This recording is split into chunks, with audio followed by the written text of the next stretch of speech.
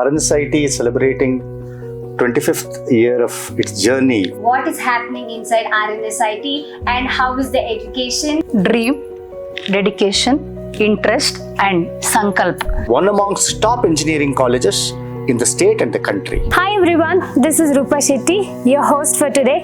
I warmly welcome you to our show, Just Another Day at RNSIT. Today, I have the privilege of being joined by two distinguished individuals who have played a significant role in shaping the academic and the professional journeys of countless students at RNSIT. Please join me in welcoming Dr. Ramesh Babu HS, Principal of RNSIT. Welcome, sir. Namaste. And we also have beautiful Dr. Mamta ma'am from CDC department. Thank you, Rupa. Welcome, ma'am. I am excited to hear your insights, experiences and perspectives on what makes RNSIT a place where students grow, learn and build successful careers. Very good question, Rupa. In fact, RNSIT is celebrating 25th year of its journey. We are commemorating the Silver Jubilee year. On this occasion, I would like to remember two people. One is Dr. RNSIT Shetty sir, the revered founder of this great institution.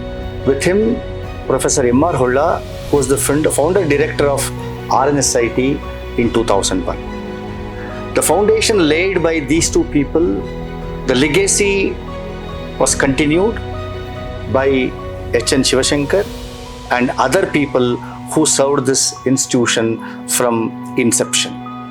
RNSIT is well known for its quality technical education, ethical and moral values imbibing amongst the students. It was known for such good practices from day one. RNSIT, from the inception, is one amongst top engineering colleges in the state and the country. Today, we have left no stone unturned in creating a comprehensive ecosystem for fostering the student potential, to support them in all aspects of learning, be it teaching learning process, be it curricular activities, be it co-curricular activities, be it extracurricular activities. We are the front runners in creating best of the best opportunities for the students. Because the vision of the management from the inception is to create a confident engineer to the society. We are working on that mission. My team of faculty members and technical and non-teaching staff members are striving hard to create such ecosystem. In fact, that has made RNSIT as one of the predominant institutions in the state.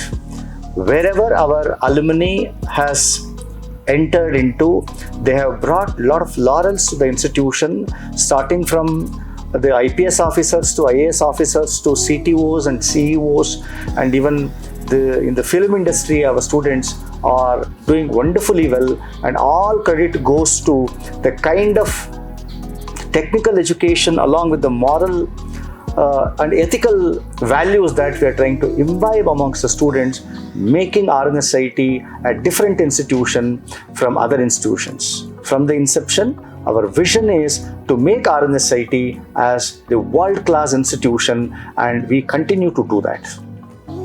Thank you so much, sir. It was so informative. I think many people who are trying to know about RNSIT would have gotten answer what is happening inside RNSIT and how is the education and how the faculties are in RNSIT. Thank you, sir. Thank you. Dr. Mamta ma'am, so being head of CDC, so what was your challenge in the generation before and now, if I am asked, I may know?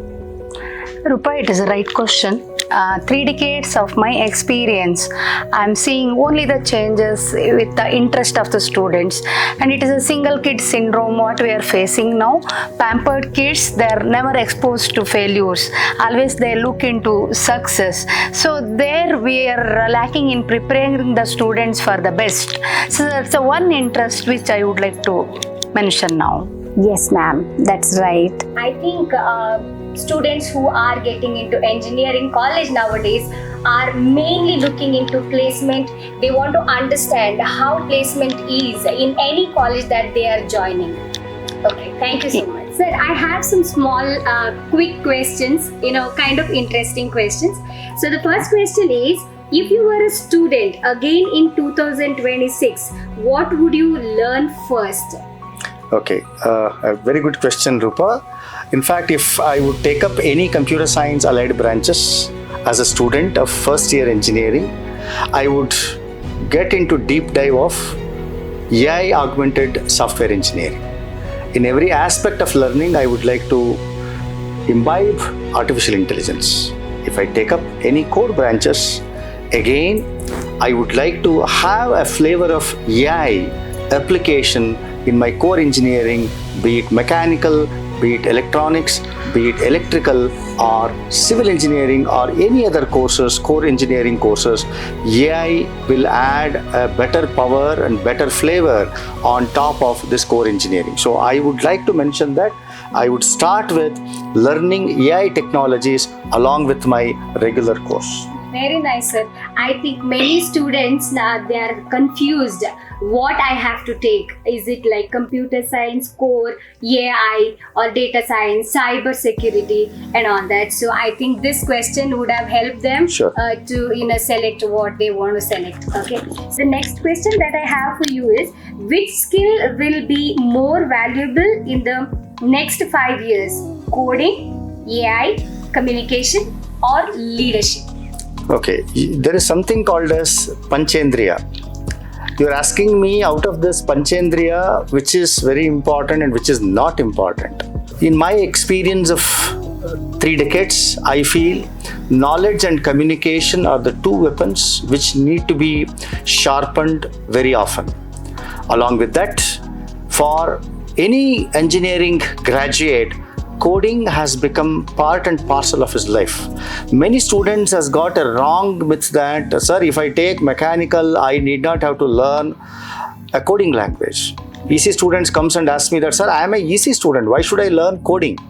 But today, coding has become part and parcel of every stream of engineering because we are automating most of the processes which needs the fundamental knowledge of coding. So coding is one of the important weapon for everyone. Now, say along with other languages, I always keep on a lighter note to all my students that with your mother tongue and other things, you should also learn another language, and that language is what is called as Python. So Python again leads AI/ML, where AI is one technology which can sit on any technology, and it is slowly embracing every walk of our life. So you cannot leave AI. If you leave AI, you will not be suitable for the industry, or I can say your industry readiness will be lagging. So AI is very essential. So what I mean to say is your coding, AI, communication, and leadership. Leadership is something which I cannot make you to understand and learn inside 4 walls of classroom. I always tell every student who walks into my cabin that if you are a good guitarist, if you're a good singer, if you're a good sportsman, please continue. I advise them when they come for admission to get into at least a minimum 3 clubs, because RNSIT strongly believes in generating a very comprehensive and professional engineers, because industry doesn't need Marx machine. Industry needs a professional engineer who can accept challenges, and when he fails, he should bounce back. That is what industry is looking for. So the leadership is something where you have to work in pressure. You must have heard from many top successful people that say pressure leads to success. So if you can be a good sportsman, or if you are a good in cultural activities, unknowingly you start learning concentration, you start learning a concept of working in a team, concept of leading the team, concept of not to give up till the last minute and fight back till the last minute, which I cannot teach you inside the four walls of classroom.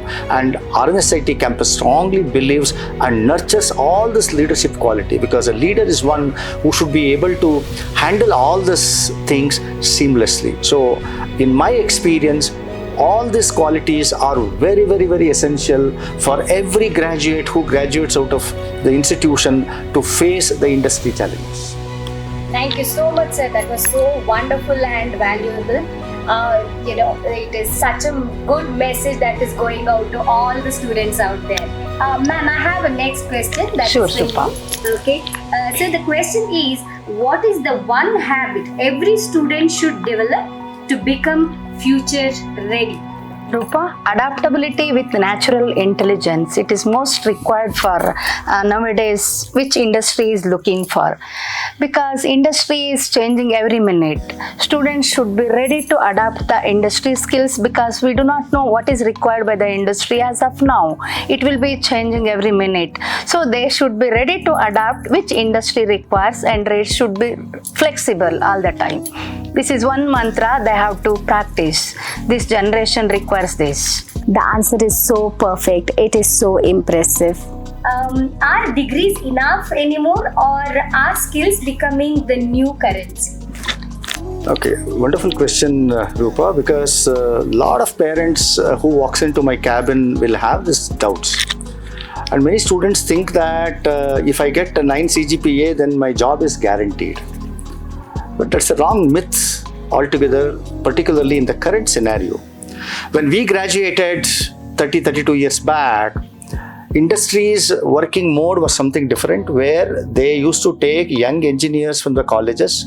They used to give us training for 6 months, 12 months or 18 months, and then after the successful training, they used to put us on the job. But today, industry don't have so much of lavishness, where they want an billable resource from day one, an industry resource which is ready for the challenges of the industry from day one. So students don't have so much of luxury. Along with their graduation, say in terms of marks or whatever it may be, they need to skill themselves. RNSIT is working with a concept of something called as TRISP. We teach well, we make students to involve in research activities, we allow them to innovate, and we also make them skillable with our skilling program from day one. Because your degree can get you inside the interview hall, but how you perform to the expectation of the industry or the interviewer from the industry, say, is beyond your education. And that is where skilling comes into picture. So our students, say, are skilled before they walk into the interview hall. That is the reason RNSIT has got highest records of placement for last consecutive 4 years. We have crossed 1,000 plus placement offers from top-notch industries, say, including top industries, say, across the globe. So skilling is very, very important aspect of any graduation for making them industry ready.